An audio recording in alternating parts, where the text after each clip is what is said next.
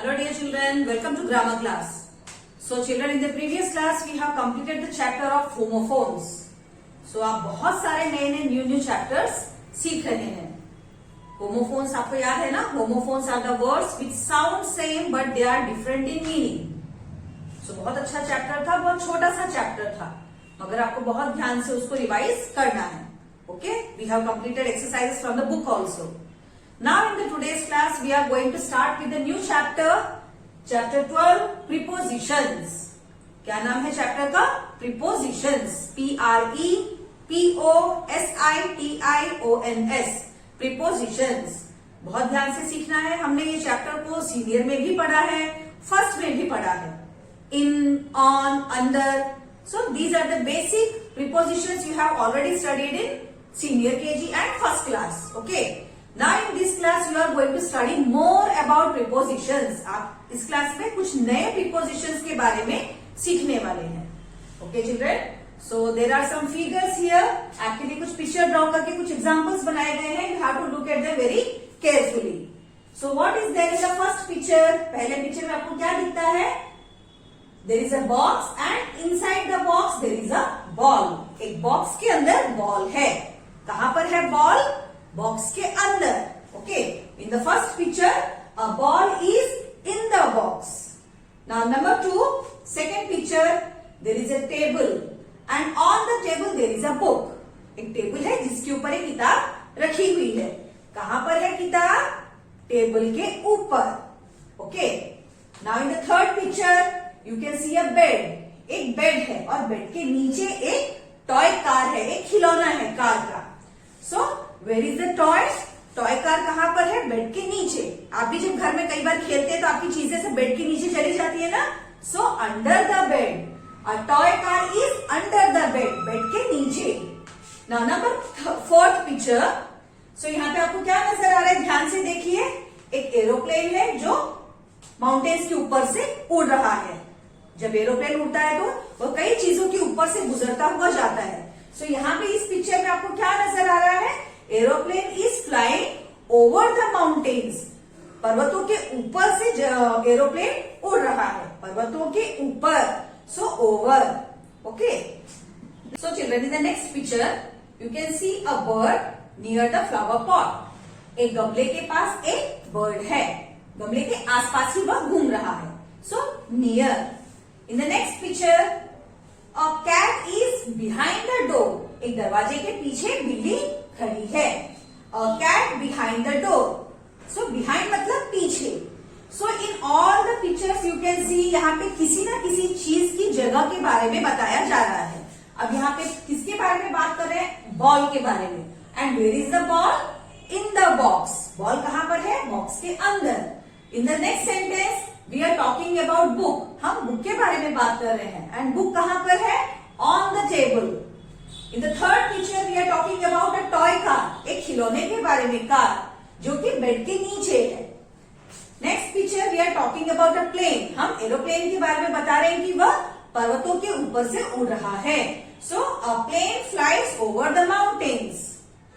In this picture we are talking about a bird. हम अगले picture में हम एक बर्ड के बारे में बोल रहे हैं जो कि गमले के पास है. In the last picture we are talking about a cat. हम लास्ट पिक्चर में कैट के बारे में बोल रहे हैं जो कि दरवाजे के पीछे खड़ा है. सो हर पिक्चर के अंदर हम किसी न किसी वस्तु या किसी न किसी थिंग, एनिमल के बारे में या पर्सन के बारे में हम उनकी जगह के बारे में बता रहे हैं. Okay. So all the words which tell us about the place of a noun. किसी भी नाउन, कोई वस्तु, कोई एनिमल, कोई पर्सन या कोई जगह, वो कहां पर है उनकी जगह के बारे में हम जब बताते हैं, such words are called as prepositions. Okay, now let us read the definition here. What is preposition? हमने यहाँ पूछा prepositions क्या है?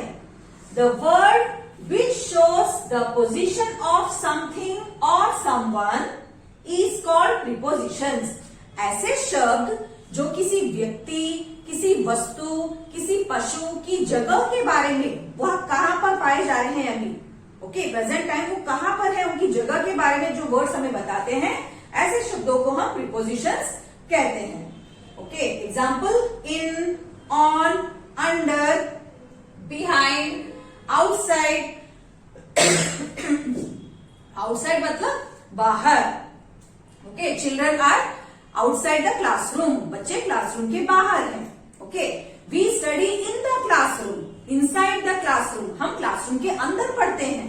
Okay, inside. एट मतलब किसी जगह के बारे में. नियर मतलब करीब. बिटवीन मतलब बीच में, किसी दो चीजों के बीच में. A road is between the park. So road park के बीच में बना है. ओके, सो ये सारे ही वर्ड्स हमें किसी न किसी वस्तु, किसी जगह के बारे में बताते हैं. Such words are called as prepositions. So please listen to the video very carefully. After listening and understanding it, let us do the exercise from our workbook. अब सारे एक्सरसाइज हम वर्कबुक से करने वाले हैं with the help of picture. So let us look into the book. So children, let us do the exercise from our English workbook, grammar workbook. Chapter 12, prepositions. Okay, हमने concept अभी board पे से समझा कुछ पिक्चर्स की मदद से. अब हम एक्सरसाइज करने वाले from the book. So first, before doing the exercise, you have to look at the picture carefully. ध्यान से इस पिक्चर को आपको देखना है. So you can see in a picture house, and house के बाद बाहर कुछ लोग बैठे हुए हैं. ओके, यहाँ पे एक बेचने वाले कुछ जा रहे हैं हाथ में लेकर, और एक लेडी है जिन्होंने बेबी को हाथ में उठा रखा है. एंड ये प्लैंक. सो ये रिवर के ऊपर, एक नदी के किनारे पे ऐसा प्लैंक बनाया गया है, उस पर एक बॉय एंड गर्ल बैठे हैं. सो यहाँ पे एक डॉगी भी है. Okay, and in the pond someone is selling in the boat. कुछ लोग नदी में एक बोट में बैठ के जा रहे हैं. सो ध्यान से आपने इस पिक्चर को देखा. Now let us do the exercise with the help of these words. आपको ये प्रीपोजिशंस तो पता ही लग गए हैं कब यूज होना है. नियर जब किसी करीब जब हम बोलते हैं. ऑन मतलब ऊपर. इन, एट, बिहाइंड, ये सारे आपने समझ लिए हैं. Now let us do the fill ups. Seema and Ram are sitting dash a plank. मैंने प्लैंक का मतलब क्या बताया था? ये चीज जो नदी के किनारे एक प्लैंक जैसा, एक ऊपर बाकड़ा जैसे बना के उसके ऊपर बैठा गया जो नदी से ऊपर है. ओके, यहाँ पे बैठ के हम मछली भी पकड़ सकते हैं. सो सीमा. अब यहाँ पे एक बॉय है और गर्ल है. गर्ल का नाम क्या है? सीमा, एंड बॉय का नेम राम है. तो Seema and Ram are sitting dash a plank. So इस प्लैंक के ऊपर बैठे हुए हैं. So what preposition we are going to use from the words given? On. So Ram and Sita are sitting on a plank. The plank is dash the river bank, dash her house. So ये plank कहाँ पे बना हुआ है? The plank is dash the river bank. So river bank मतलब नदी के किनारे. नदी के किनारे नदी में बना हुआ है. The plank is in the river bank. In the river bank near her house. उसके घर के पास. चित्र में देखिए, घर के पास है ये नदी का किनारा, और उस नदी के किनारे में वह प्लैंक बना हुआ है. The plank is dash the river bank near her house. उसके घर के पास नदी के किनारे में प्लैंक बना हुआ है. Seema's pet dog Tommy is sitting dash the plank. तो सीमा का पेट डॉग है टॉमी, वह प्लैंक के पास बैठा हुआ है. पिक्चर में आप देख सकते हैं. सो इस प्लैंक के पास में ही ये डॉग है. Okay, so near the plank. One man is carrying a covered dash his shoulders. जैसे कि मैंने यहां बताया, आपको ध्यान से देखिए. एक मैन है जिसने, इसको क्या बोला जाता है इंग्लिश में? कवर्ड. गांव में हम अक्सर देखते हैं ये लोग कुछ सामान भरकर इसको ले जाते हैं. दोनों बास्केट के अंदर सामान भर देते हैं, फिर इसको ऐसी लंबी सी स्टिक की मदद से दोनों शोल्डर्स पर, कंधों पर उठाकर ले जाते हैं. इसको कहा जाता है कवाड़. सो एक आदमी कवाड़ अपने शोल्डर्स पे उठाया हुआ है. Okay, so one man is carrying a कवाड़ on his shoulders. A woman has got a baby dash her hands. So यहाँ पे एक वुमन है जिसने बच्चे को अपने हाथों में उठाया है. Okay, so a woman has got a baby in her hands. So हाथों में एक वुमन ने बेबी को अपने हाथों में उठा रखा है, ऐसा हम बोल रहे हैं. There is a tree dash the river bank. So there is a tree at the river bank. So यहाँ पे पेड़ दिख रहा है आपको चित्र में, नदी किनारे. So पेड़ की जगह कहाँ है, पेड़ कहाँ पर है, नदी किनारे. So there is a tree at the river bank. At हम लोग किसी चीज की जगह के बारे में भी बोल सकते हैं. Okay? A man and a girl are sitting dash a boat. अब इस चित्र में देखिए, a man and a girl are sitting dash the boat, are sitting in the boat. नाव में एक आदमी और एक बच्ची नाव में बैठे हैं.